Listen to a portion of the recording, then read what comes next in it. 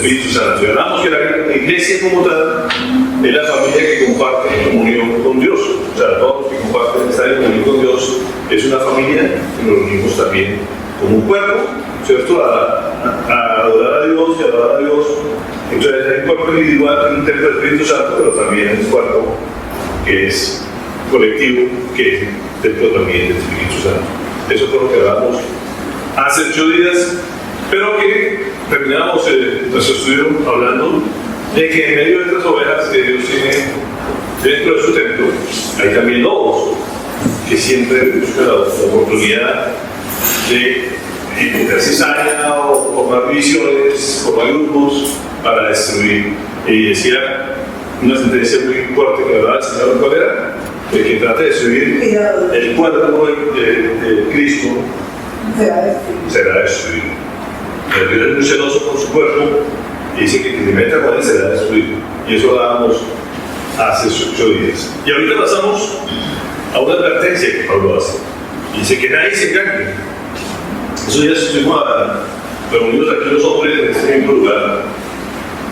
Hablábamos de cómo a veces nosotros mismos nos engañamos fácilmente. Ustedes ven ahorita los programas de los realities de talentos. Sí. Que los primeros programas se dedican a gente que se cree en algo, muy buen cantante, y pues, si yo me llamo pronto tal cosa y te pudo haber dicho que se llamaba de esa manera, ¿dónde se fue algo similar, algo parecido? Pero la gente se convence de eso, porque hay gente no solamente anda de broma, hay gente convencida que se parece a algo, porque tiene tal talento, pero solamente se lo cree. Y decíamos, ¿cuántas veces nosotros también nos creemos algo y no nos damos cuenta y estamos equivocados? Y así no pasa con la sabiduría. Y Pablo dice, no se engañen, ¿cierto? Que nadie se engañe, así mismo queriéndose ser sabio ante los ojos del mundo, porque uno, dentro de las diferentes personas que uno conoce, uno puede decir, tal persona es muy inteligente o tal persona es muy sabia, porque le va muy bien, porque realmente es exitoso, porque es buenos negocios, toma aparentemente buenas decisiones, pero ante los ojos de Dios será su sabiduría. Pero entonces, o sea, somos sabios ante los ojos de Él, eso es lo importante. Dice, nadie quiere desengañar, porque hay dos formas de servir: decir un reino de Dios o de servir al mundo. Y como digo, hay gente exitosa, aparentemente sabia ante el mundo, pero será la sabiduría divina o de Dios. Y estos días que estamos de elecciones y que la gente promete y tantas cosas, precisamente, mañana estaba en una reunión hace un tiempo con los candidatos que han punteado las propuestas para la alcaldía de la ciudad. Y yo les dije el domingo que seguramente voy a estar reunido, y yo ese día haciendo otro reino. No sabía, todavía que nos íbamos a reunir el sábado.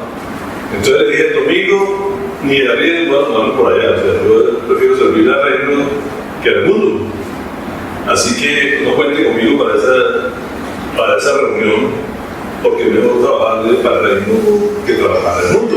Entonces la persona que me invitó me veía como se refiere. Pero después entendió, le dije, yo estaré hablando por la ciudad y es mucho mejor estar hablando por los candidatos o por la gente que tenga sabiduría o que escoja bien ese día, y no estar hablando de una persona que seguramente va a dar muchas promesas falsas. Pero a la gente le encanta ir a ese tipo de reuniones a oír mentiras o a exigirle o a tener una esperanza en alguien. Eso es lo que habitualmente pasa con todo el mundo estudia hablando de candidatos y todo el mundo tiene esperanza que cambie esto. Como decimos, esto no va a cambiar generalmente para bien. Entonces, pero mucho mejor servirle al reino de Dios que al mundo. Pero la gente insiste en ser sabio ante los ojos de Dios. Entonces, uno dice, los principios de este mundo está patas arriba. Y si uno repite lo que la gente habitualmente hace, pues vamos a terminar todos patas arriba. Ahorita estamos hablando de que uno ve en el televisor y es leyes por allí, protestas por allí.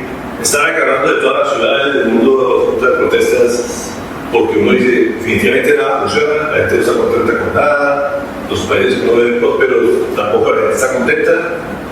Entonces uno dice, definitivamente, las directrices o lo que mueve este mundo, pues, andan mal. Pero la gente se considera muy inteligente, cada vez más preparada, más estudiada, y uno dice, ¿para qué sirve todo esto? Si no se sigue bajo los principios del reino de Dios. Dice uno, la verdad es muy astuto. Uno dice, siempre trata de robar, matar, destruir, eso es lo que está haciendo a nivel general. Uno dice, ¿cuáles son los principios que rigen a Satanás? Los mismos que conoció de Dios, porque dice, Satanás lo hizo. Fue creado por Dios, él conoció las cosas de Dios, pero lo que hace es pervertir o corromper, que eso significa corromper, lo que es verdadero, verdadero, mentira, con el fin de que de acabar con todo. Y como decíamos, estamos en el mundo gobernado por Satanás. Entonces, ¿cuál es el fin de este mundo? Destrucción. ¿Qué es lo que el Señor nos promete a nosotros? Que nos da sabiduría si la pedimos, para vivir conforme a las ordenanzas de Él. ¿Cierto? Y esa es la que tenemos que conocer y seguir bajo los principios de reino. Yo decía, ¿cuál es el mandamiento de Dios? Amar. ¿Cierto? ¿Cuál es el mandamiento de Satanás? ¿Ah? También amar. Pero amar a la forma de eso. Esa es la diferencia. Oye, los principios de Satanás son los mismos que Dios, pero solamente que nos distorsiona. ¿Sí? ¿A quién no le gusta sentirse amado? Todos ustedes sentirse amados. ¿Sí? ¿Todos de acuerdo? Sí. Todo el mundo le gusta sentirse amado si él sabe eso. Pero la gente ama a la manera del mundo. Y eso es lo que conoce. Entonces, ese es el gran problema y eso es lo que uno ve que está pasando en el mundo, que el amarse a mí sobre todas las demás personas, eso es parte de hedonismo, parte de egoísmo, que es lo que vemos en el mundo. ¿Sí? La gente se ama, pero se ama a vivir, ¿no? Como dice por ahí, el político que dice que va a acabar con la riqueza, no está mintiendo, pero va a acabar con su riqueza, va a acabar con su pobreza, ¿sí? O sea, la gente dice que va a acabar con la pobreza. Eso es cierto, pero está hablando del mismo. No está hablando de que haga la pobreza a los demás. ¿No es cierto? Y no está diciendo, ¿para qué acabar con la pobreza? Hasta ahí no está mintiendo. Lo demás que uno dice, ¿cuál pobreza? Porque ¿qué hace? Todo el mundo está pensando en el beneficio propio. Porque se ama a sí mismo. O sea, todo el mundo trata de saber. El materialismo es exactamente lo mismo. Ama las cosas materiales, por sobre todas las cosas, no importa hacer el negocio a quien afecte, pero hay que buscar cómo se gana dinero. Entonces uno dice, Satanás tergiversa todo y hace que la gente termine sirviendo al mundo. Y uno dice, la gente aparentemente exitosa, la gente que le va bien, pero eso está basado en prácticamente sabiduría humana. La sabiduría de Dios vamos a ver que es completamente distinta a lo que la gente se imagina. Hay una tentación real, y no podemos olvidar esa tentación, que es tratar de llevar las cosas que funcionan en el mundo aparentemente, llevarlos al ámbito de la iglesia, del cuerpo de Cristo. Y es una tentación enorme, uno dice, si a la gente le funciona también para la iglesia. ¿Sí o no? Eso es lo que la gente se pone. Hoy estamos en este lugar, como digo, es un negocio que ya ustedes conocen. Uno dice, si uno empieza a crear una empresa como esta y empieza a hacer unas estrategias de mercadeo, uno puede decir, ¿cierto? Uno puede crear una estrategia de promoción al 2x1. Eso es parte del negocio. ¿Cómo haría si uno aplicara eso a la iglesia? Hay dos, si uno se convierte, se salvan dos. ¿Sí? Podemos utilizar, ¿no es cierto? O sea, uno dice, vamos a hacer la promoción hoy. Sí, invierta el doble y verá que va a ganar 10 veces. ¿Cierto? O sea, uno podría inventar muchas fórmulas de promoción o irse al prestigio, a buscar el nombre. Y uno dice, ¿funcionaría eso en la iglesia? No. Mucha gente lo hace. No, el pastor tal, el no sé qué, la campaña y empieza a hacer promoción y llega a los sitios. ¿Sí o no? Sí. Pero eso es parte de la sabiduría de Dios, o es un ejemplo que nos da él. O busquemos a alguien, como digo, un influenciador, conferencista especial. Vamos a traer a salmista, como le llaman ahora, y llenemos esto. Esas son estrategias que utilizan los países. Así hacen las empresas también. Vamos a traer a tal persona reconocida, o vamos a pedir el apoyo del alcalde o del concejal para que nos ayude, ¿cierto? Y eso lo hacen a nivel de negocio como estos. Yo estoy viendo cómo la gente que se consigue mucha gente en las redes, inmediatamente pusieron las cosas y ya todo el mundo a enterarse. Y son estrategias del mundo. ¿Qué tanto eso puede practicarse en la iglesia? ¿O debería practicarse en la iglesia? Es respetable. Hay una gente que dice que sí, que hay que aprender de lo bueno de que hay en el mundo, pero ¿cómo es lo que el Señor nos muestra en el Padre? ¿Cómo se forma una iglesia? ¿Qué está basada en una iglesia? Dice oración. ¿Sí o no? Sí. ¿Y qué hacía Jesús para crear la iglesia? Antes de escoger a sus colaboradores, a sus empleados, se puede decir que lo pusieron para la misa, pero ¿qué hacía? Primero se iba a orar, toda la noche pasaba orando, ¿no es cierto? Antes de ver si era la voluntad del Padre arrancar esa misión. Y eso es lo que le enseñó a sus discípulos, antes de arrancar oren. ¿Estamos de acuerdo? Sí. Todo ese en base al poder del Espíritu. Si el Espíritu no lo permite, no se puede hacer absolutamente nada. ¿Sí o no? Sí. Humildad. Dice, eso de practicar en el ámbito secular, todo lo contrario, ¿cierto? El más grande, ponga el más dinero se le invierta, más cosas se haga, es lo que ve, es lo que la gente da seguridad, pero alguien que trate de ser sencillo, humilde, eso no ve. Pero al ámbito de la iglesia es lo que dice, que ser humildes de corazón, hacer todas las cosas para el Señor y no para la propia gloria. ¿Sí o no? Sí. Sacrificio. Era lo que debe ser ejemplo de la iglesia. Y esta es la palabra que quiero insistir mucho en eso, servicio. Los negocios, muchos de los negocios no se hacen para servir, sino para servir el propio dueño o para la junta de socios. Pero la iglesia, ¿para qué está diseñada? Para servir. Dios nos manda a servir porque el ejemplo que vino a hacer en Cristo era el servicio. Que uno pueda llevar estos principios a los negocios, muy bueno. Sí. Y eso es lo que deberíamos hacer. Pero no hacer más bien lo contrario de traérselas. Lo que hace el resto del mundo con los negocios, para meterlo en la iglesia, que es lo que muchas veces se busca hacer en muchas iglesias. Las iglesias no son negocios, ni se pueden manejar como negocios. ¿Me explico? Tenemos que hacer es, bajo la guía del Espíritu Santo, qué es lo que quieren que se hagamos. Aquí pueden hacer campañas publicitarias, pero ¿qué será el efectivo? Orar. Que Dios traiga a la gente que quiera traer, conocer su verdad. O por lo menos a sacar avisos como están mencionadas en avisos publicitarios. ¿Qué será más efectivo? Cuando dice que hay que convence, es que nos convenzca a él, ¿no es cierto? Uno tiene que hacer simplemente ser obediente y servir. Y si alguien viene aquí, podamos servirle. Entonces, el servicio fundamental es algo que hemos tenido claro y hemos venido hablando de la construcción. Lo que nosotros hacemos siempre como iglesia es buscar construir. Si no nos dejamos llevar por la sabiduría de Dios, podemos terminar destruyendo algo, si no somos obedientes.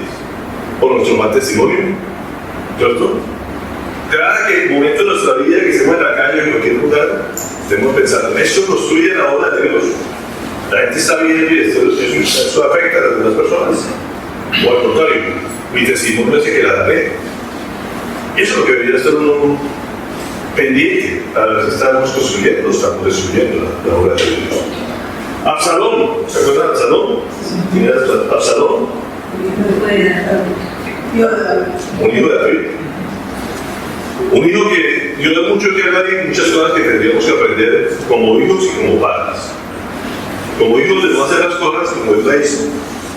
Y como padre también las cosas que no debió haber hecho, como a mí, cosas que dejó de hacer. Pero miremos 2 Samuel 15:1-6 y miremos un poco la estrategia de esos lobos con piel de oveja que a veces se meten en las iglesias y las estrategias que hacen. ¿Cuál es el propósito de 2 Samuel? No lo puse así, la 15, 1-6. 2 Samuel 15, del 1 al 6.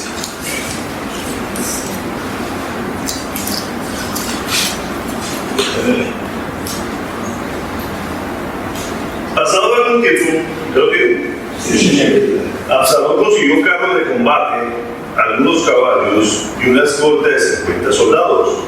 Se levantaba temprano y se ponía a la vera del camino.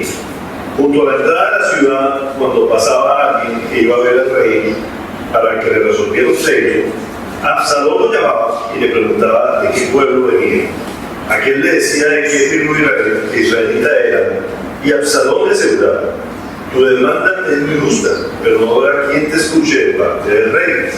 Enseguida añadía: ojalá me pusieran por juez en el país. Todo el que tuviera un pleito o una demanda vendría a mí, y yo le haría justicia.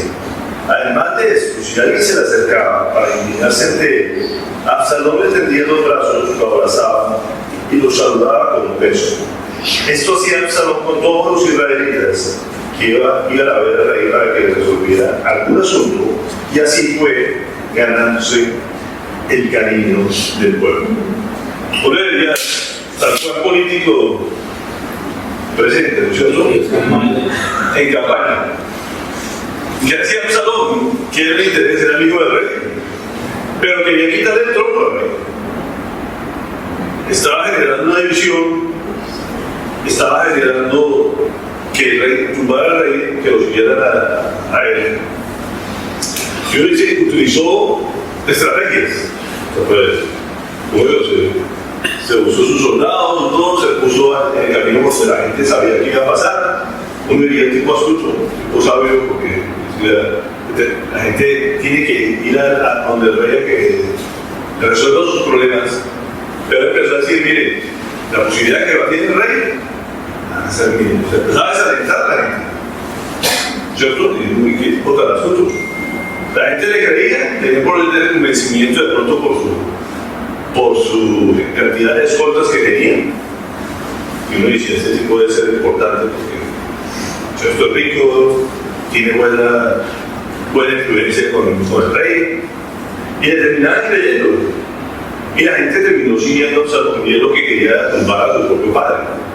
Entonces digo, en la misma familia, y pasa en la familia de Dios, ¿cuánta gente a veces no busca estrategias para formar grupos y llevarse gente incauta?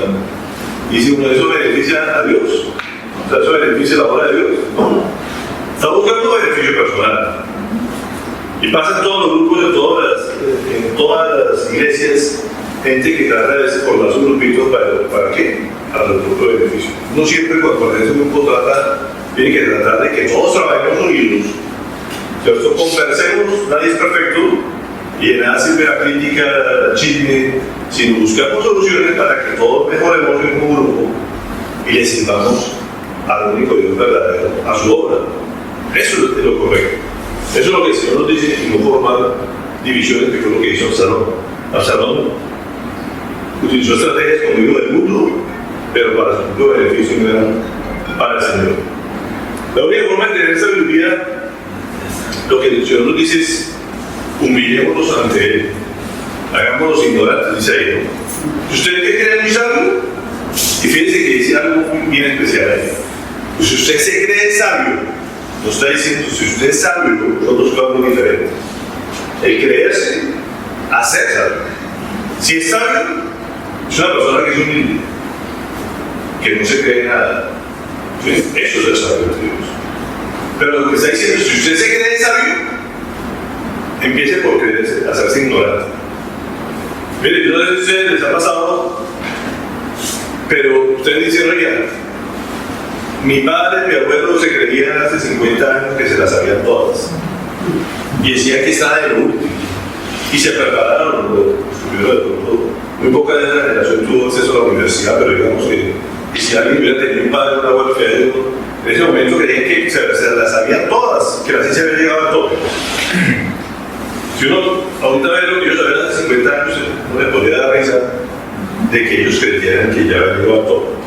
Ustedes pueden imaginar lo que van a pensar nuestros nietos en 50 años. Y que hoy que nos creemos de que nosotros sabemos algo. Los conocimientos tan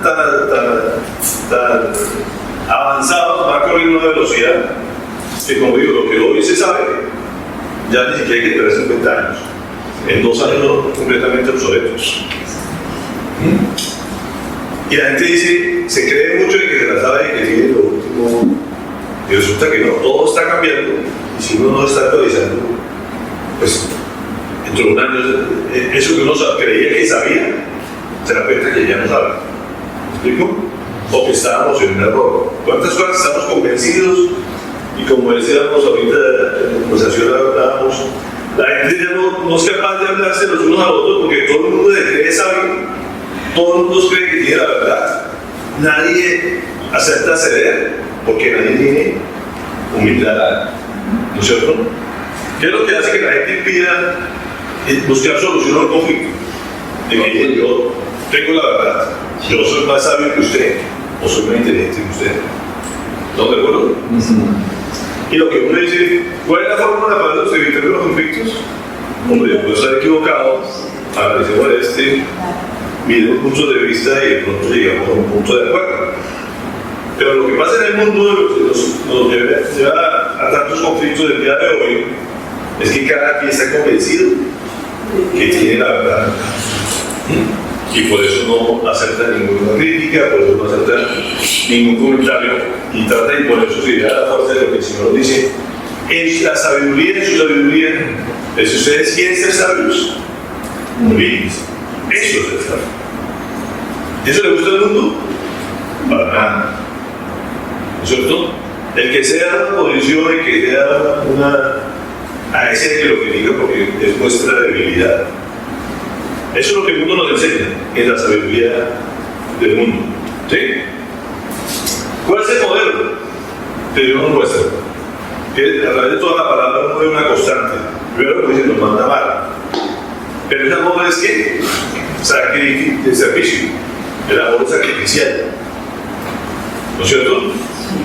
Como digo, la humildad va a pegar también al servicio. Si uno es humilde, está dispuesto a servir. Cuando la arrogancia y creerse mucho, siempre hacemos que la gente termine sirviéndole. ¿Sí?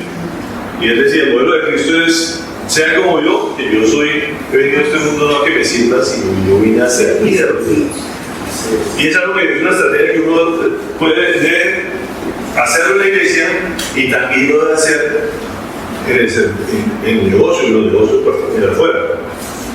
Uno siempre tiene que tener actitudes en qué voy a servir a la gente. Y no, ¿cómo voy a hacer para ganar más dinero, para volverme rico, volverme por encima de los demás? ¿Me explico? Y en todas las posiciones y las oficios que uno haga es cómo voy a servir a las personas. Si eso le retribuye económicamente es muy bueno. ¿Sí? Pero a nivel de la iglesia y a nivel de los negocios, lo que uno manda es amar a los demás y si lo ama, le sirve. ¿Me explico? No es esperar que lo amen a uno y que le sirvan a uno. Tanto a nivel de iglesia como a nivel secular, el modelo que nos enseña el Señor en su sabiduría es que debemos servir, ¿no es cierto?, a los demás. Eso es el modelo que es sabio, que es importante hacerlo. Y uno dice, oiga, el Señor se goza humillándonos, manteniéndonos humillados, porque la gente a veces se va a otro extremo. Entonces yo tengo que ser sufrido, tengo que aguantarme, tengo que resistir, y el Señor quiere que Él es el único soberano, y yo simplemente. Y en todas sus palabras nos dice, si ustedes humillan, yo los exalto, serán exaltados, ¿no es cierto? Sí. Y esa es la promesa que nos dice. En su debido tiempo, en el momento adecuado, cuando uno es sabio y es maduro, yo lo voy a exaltar cuando tiene que estar. Pero muchas veces dice, tienen que pasar por pruebas, dificultades, sin estar en el desierto, porque la promesa es de tenernos en la cima. Él quiere tenernos en la cima, ¿cierto? Sí. ¿No de acuerdo con eso? Sí. Bueno. como todo padre quiere tener a sus hijos en la cima. Pero dice, pero tendrán que pasar por disciplina para que aprendan a ser humildes.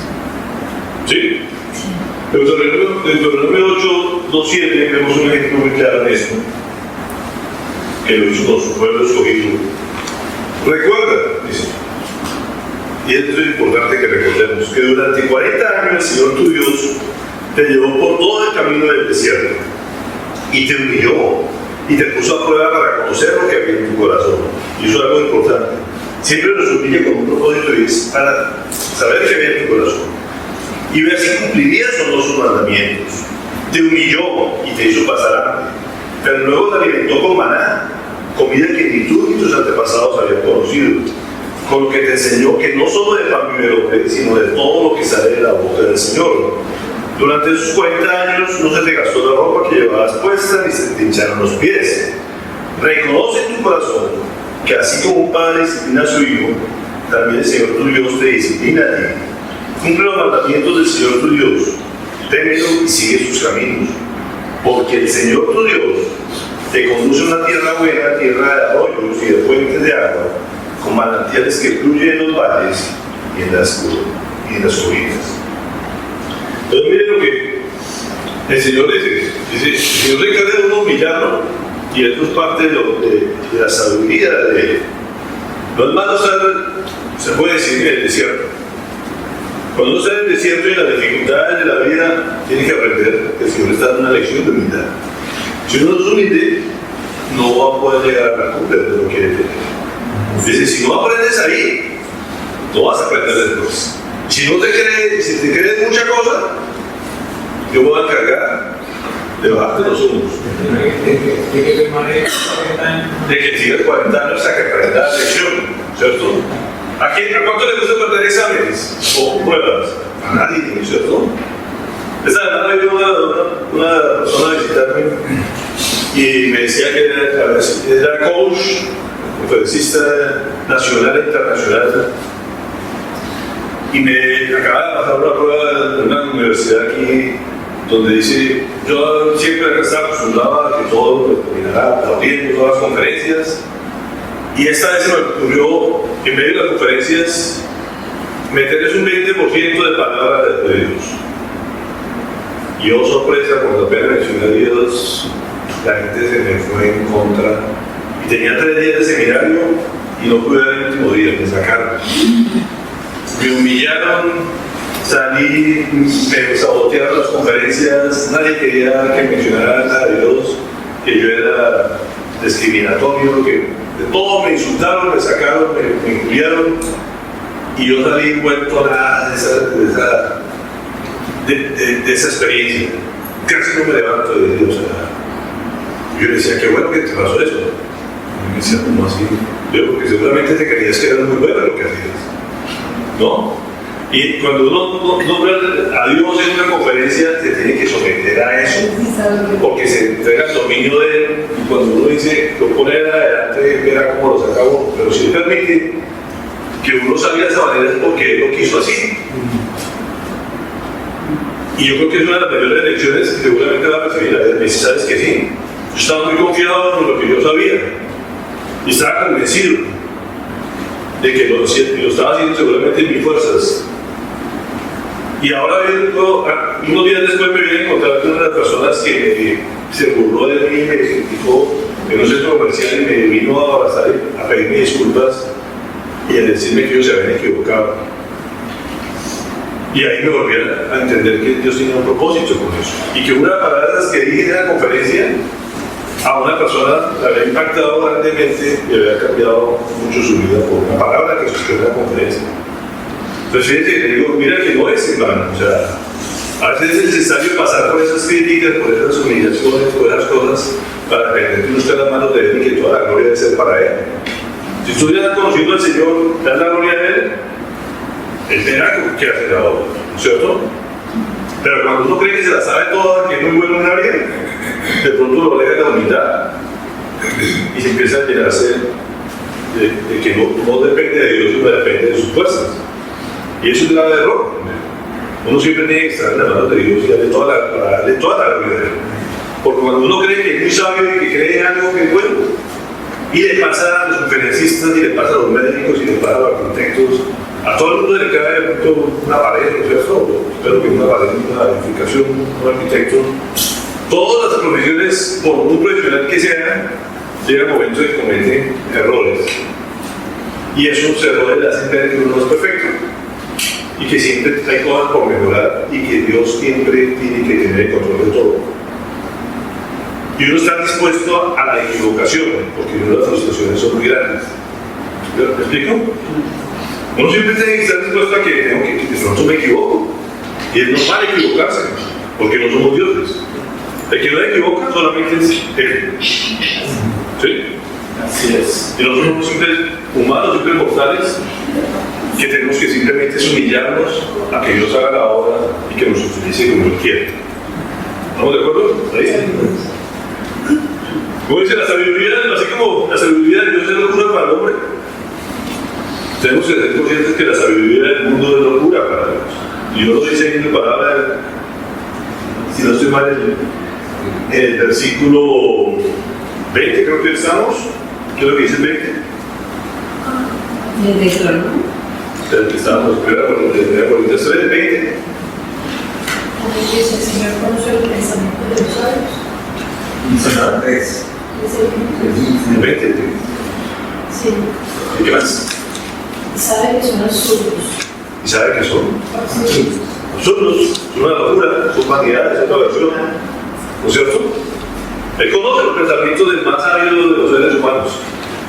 Y dice, esos pensamientos son absurdos, una locura, lo que están creyendo. Por ello, no hay nada de lo que la gente cree que sepa, que el Señor se ría de eso. Uno dice, oye, esto es lo último. No, no es lo último. Estamos lejos de ser lo último. ¿Estamos de acuerdo? Sí. Así es.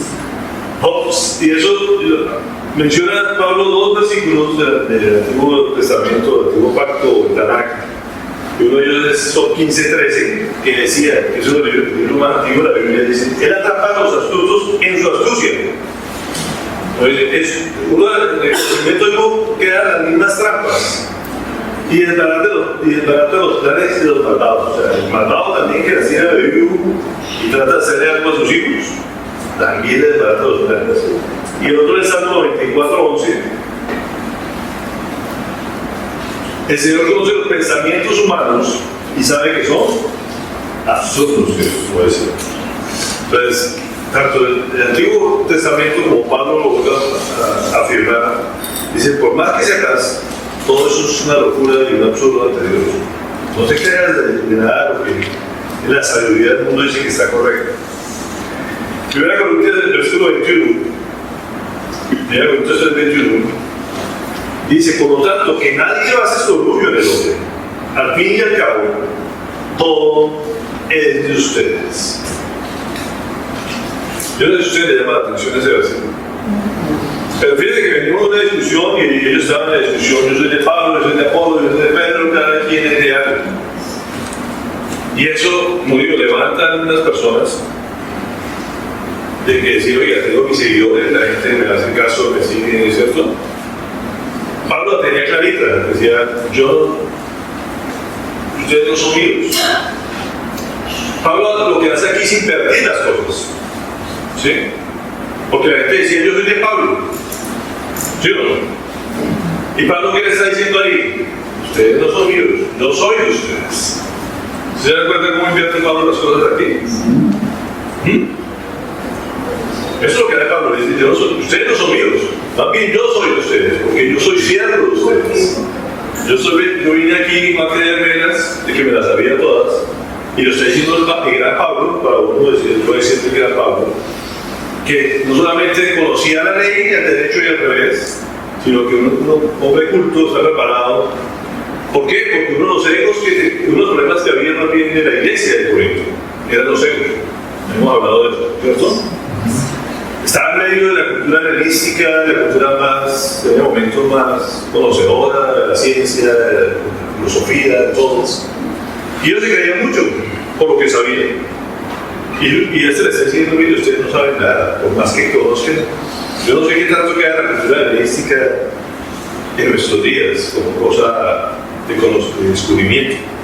Pero seguramente mucho de lo que ellos descubrieron y creían que era lo último, eso es, pero esto es, lo que descubrieron en su momento es nada para lo que el mundo conoce hoy en día. A pesar de que quedan buenas edificaciones y lo que sea.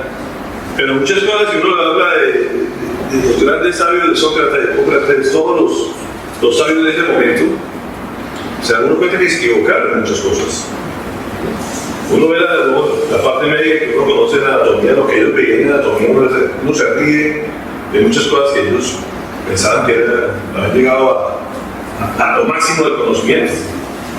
Y eso, como digo, no han pasado ni siquiera miles de años, sino unos cuantos cientos, y ya eso es obsoleto. Mira, el tamaño de Dios, lo que máximo que conoce el hombre, él se ríe, o sea, no sabemos absolutamente nada del cuerpo humano, no sabemos nada de los astros, no sabemos nada de la ciencia. Sí, esa es la realidad. Y él dice, mire, que nadie se va a hacer orgullo en las personas, porque las personas todas estamos equivocadas, absolutamente todas. Estamos equivocados en muchas cosas que creemos que hacemos correctamente. Cuando uno pone la sabiduría de las cosas de Dios, ahí no tiene pierde. Y Pablo decía, ustedes no son míos, yo soy de ustedes, porque el tema mío es que yo vengo a servir a ustedes. No puedo creer en nada. El que se crea algo, bailas, como dicen. ¿Sí? Sí. Todos estamos aquí para servir. Y eso es parte de la humildad que todos debemos tener. Es servir a los demás y no creerlos absolutamente nada. Y esa es la pregunta que uno se debe hacer. ¿Está modificando con la motivación adecuada? Porque no sé si ustedes se dieron cuenta de algo bien claro. Dice, todo es de ustedes. ¿A quién les gusta eso? Todo nos debería gustar. ¿Cuál es la aspiración que tiene? ¿Para qué aspira? ¿Para qué genera tanto pleito, tantas divisiones, tratando con su punto de vista? Si usted es dueño de todo. ¿Sí? Lo que está diciendo la palabra, ustedes son dueños de todo. Y compartiendo el jueves, en la reunión, es una frase que me encantó uno de los. Yo no sé cómo le pueden llamar a lo que identifica a las personas de los WhatsApp. Hay su foto, aquí, su foto. Un perfil. Hay gente que pone el perfil ahí, pensamientos, y uno de estos días uno de mis empleadas me gustó algo que puso ahí, que decía, yo no me creo la hija del rey, sino que soy la hija del rey. No me creo la reina, no me creo la dueña del mundo, no me creo la dueña del mundo, yo soy la hija del dueño del mundo. Era lo que decía.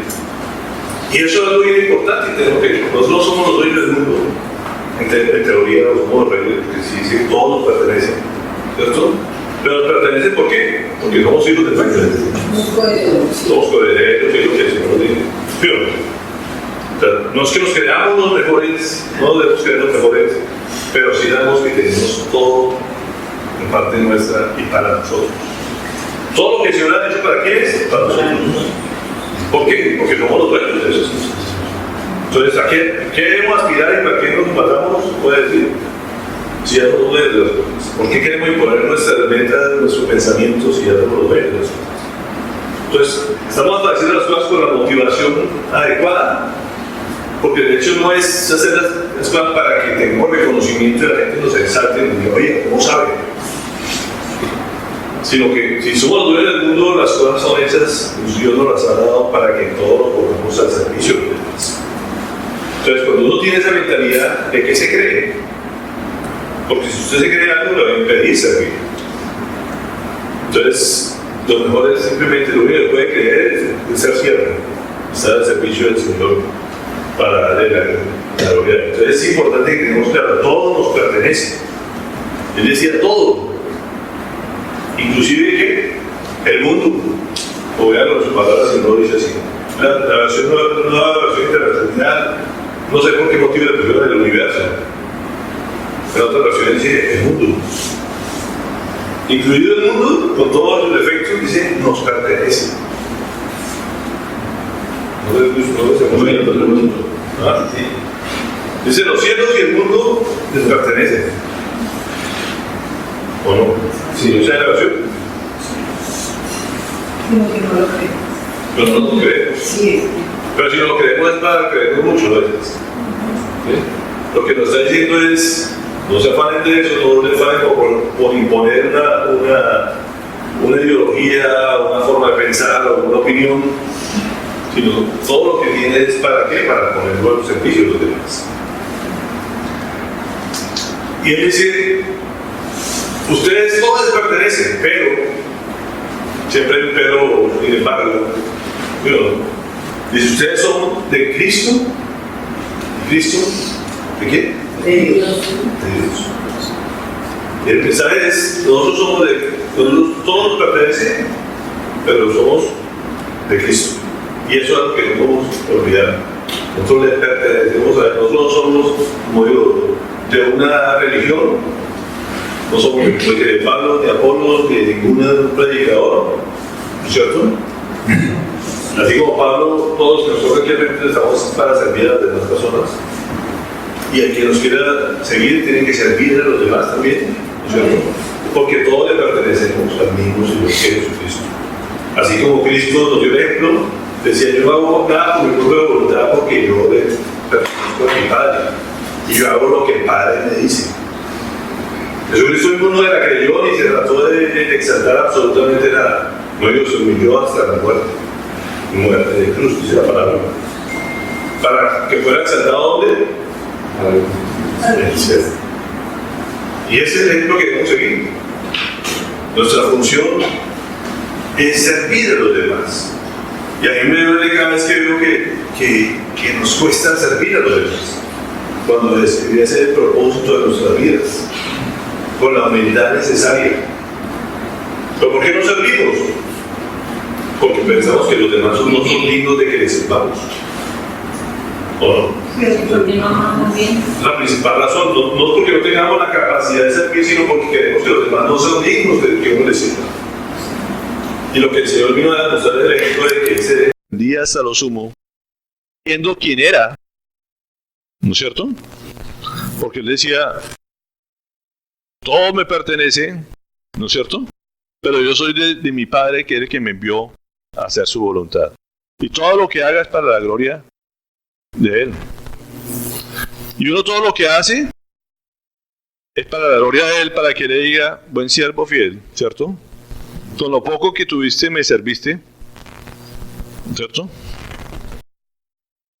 Ahora yo te voy a exaltar hasta lo sumo, ¿cierto? Entonces, es bueno, como digo, que pasar por momentos de dificultad, por desiertos, por momentos difíciles, porque en momentos de pronto alguien le sirve a uno o permite uno que a veces le sirva a alguien y uno aprenda también a servir. Cuando uno tiene aparentemente todas las cosas resueltas, dice yo no necesito de nadie y se acostumbra a eso, pero cuando a veces tiene que pasar por desiertos y ve que a alguien le sirve, aprende una lección también uno de servir. No debiera ser así, ¿no es cierto?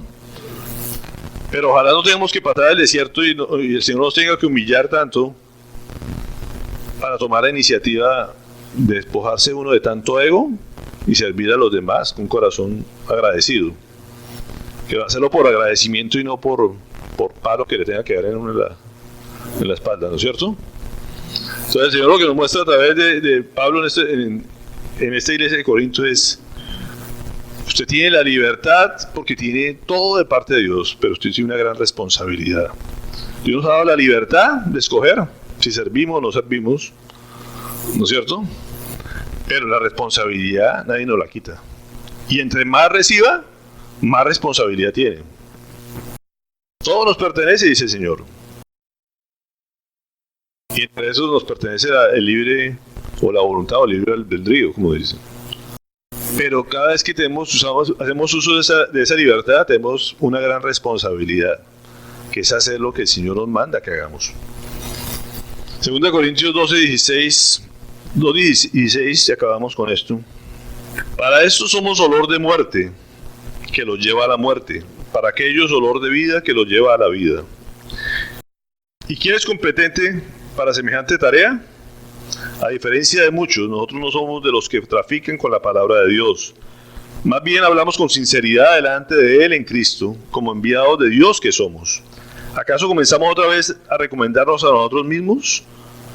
¿O acaso tenemos que presentarles o pedirles a ustedes cartas de recomendación como hacen algunos?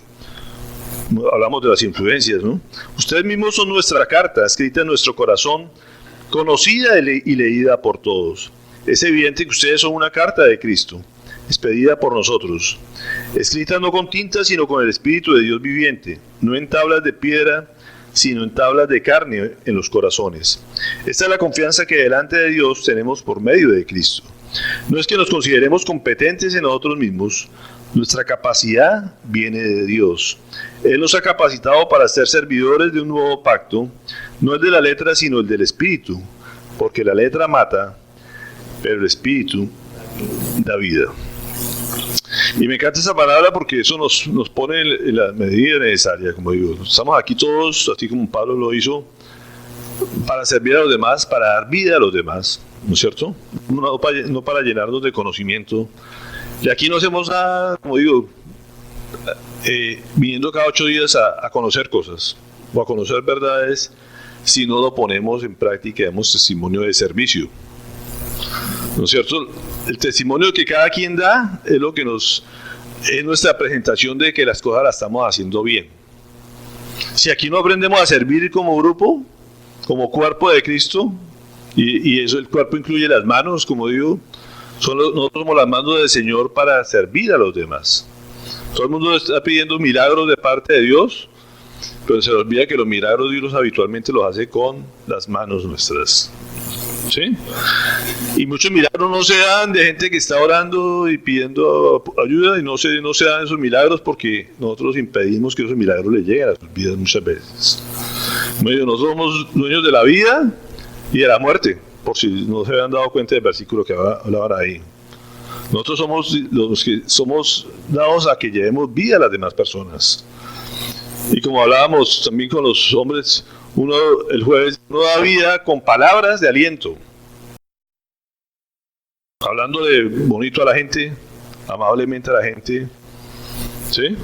Uno puede levantar a una persona que está desanimada con las solas palabras que uno le puede decir. Qué bonita está. No le digo ahora que salgan todos los hombres a decirle bonito a las mujeres, o sea, me lo malinterpreta. Pero se lo puede decir a su esposa y la anima también, ¿no es cierto? Y así uno puede con la palabra dar vida a las personas, como también las puede atar a las personas con lo que uno diga. ¿Sí? Y uno la humilla con la boca, la desbarata.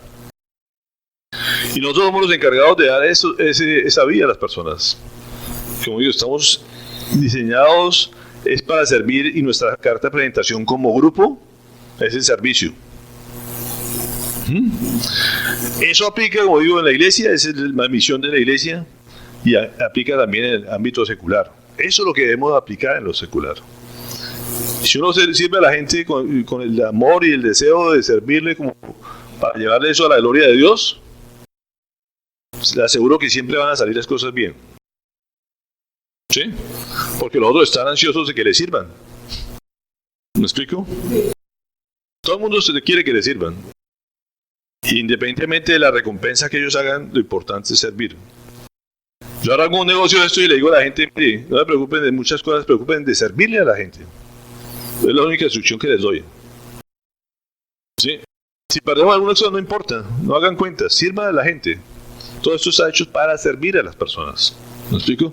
Porque es lo que hemos aprendido también en la iglesia, y eso sí se debe llevar al ámbito secular. ¿Me explico?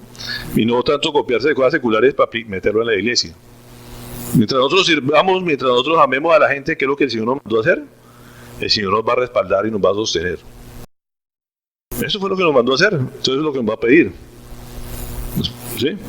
Antes de pensar en estrategias de mercadeo para traer más gente, como digo, que algunas veces hemos hablado, ¿y cómo hacemos para que venga más gente? No se preocupen, sirvan a la gente. Amen a la gente. Eso es lo importante. Y no vamos a hacer un grupo de Freddy, no vamos a hacer un grupo de tal, o sea, somos del Señor, de Cristo. Y Cristo lo que nos ha enseñado es amar y a servir a la gente, entonces eso es lo que hay que hacer. Y así no vamos a hacer divisiones con nadie. Al frente aquí nuestra es una iglesia espectacular. Y estamos mirando cómo nos servimos los unos a los otros. Y digo, qué rico que es eso. No hay envidia, no hay egoísmo, no hay nada. O sea, al contrario, ellos se reúnen mañana y yo decía, ojalá nos crucemos los horarios para no afectarlos a ellos en sus parqueaderos, porque vienen a parquear aquí. ¿Sí? Y ellos lo mismo, mirar cómo nos sirven a nosotros, qué necesitan. Y si hay conferencia, oiga, si quieren pasen. Eso es lo que Dios nos manda a hacer. No a crear divisiones a grupitos de que no, que somos de aquí, somos de allá. Si quieren ir mañana allá, o vayan allá. Y si quieren ir esta tarde, también vayan allá. No hay problema. Donde crean que se mejor se alimenten, bienvenido sea, lo importante es eso. Y sobre todo donde más aprendan a servir. Lo importante es que donde uno aprenda más a servir, ahí debe estar congregado. ¿Sí? O si van a un sitio donde les pides que le sirvan a él, ahí sí pierden el tiempo. ¿Sí? Entonces, lo que estaba Pablo diciéndole, no hagan tanta división, no hagan tanta pelea, no traten de imponer sus posiciones. Humíllense y sirvan a los demás. Y eso como iglesia lo tenemos que aprender a hacer. No somos mejor que los otros, no las sabemos todas. Seguramente hoy creemos una cosa y nos equivocamos porque la entendimos mal, no importa. Si mientras sirvamos a los demás, vamos por el camino correcto.